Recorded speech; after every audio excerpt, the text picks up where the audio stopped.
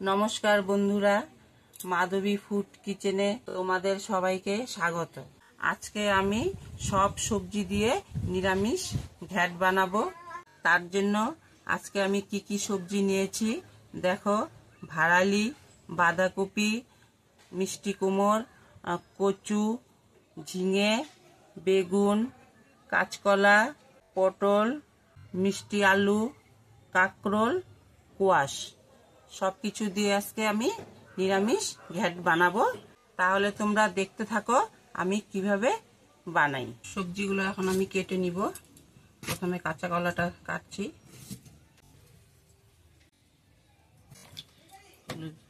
কাঁচা কলার মধ্যে অল্প হলুদ দিয়ে দিব, জলের মধ্যে, কালো হবে না। এখন মিষ্টি কুমড়টা কাটবো। সব সবজি কেটে জলে দিয়ে দিব। সবজিগুলো এখন সব কাটা শেষ হয়ে গেছে। ভাড়াইটা কাটবো। এইভাবে না কাটলে আঁশ থাকবে, আঙুলের মধ্যে আঁশগুলো পেঁচায় নিতে হয়।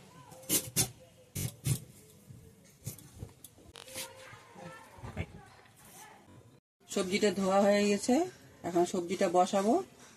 কড়াইতে তেল দিয়ে দিচ্ছি, শুকনো লঙ্কা দিয়ে দিচ্ছি, তেজপাতা দিয়ে দিচ্ছি, পাঁচ ফোড়ন দিয়ে দিচ্ছি। ফোড়নটা অল্প লাল লাল হবে। এখন আমি সবজিটা দিয়ে দিচ্ছি।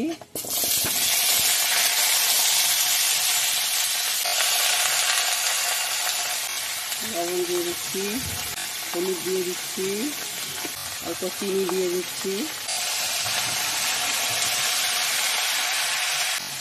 কাঁচা লঙ্কা দিয়ে দিচ্ছি। এখন ঢেকে দিব, দিয়ে সবজিটা অল্প মজাবো।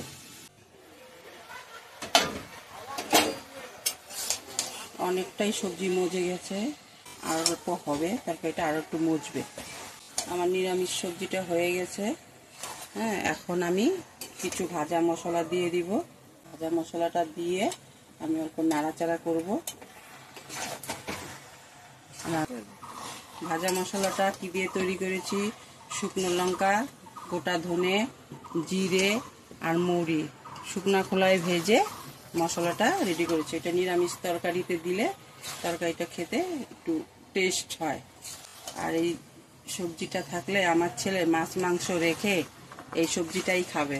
প্লিজ তোমরা এই সবজিটা বাড়িতে বানিয়ে খাবে। কেমন হয়েছে কমেন্ট করে বলবে, সাবস্ক্রাইব আর লাইক করে দিও।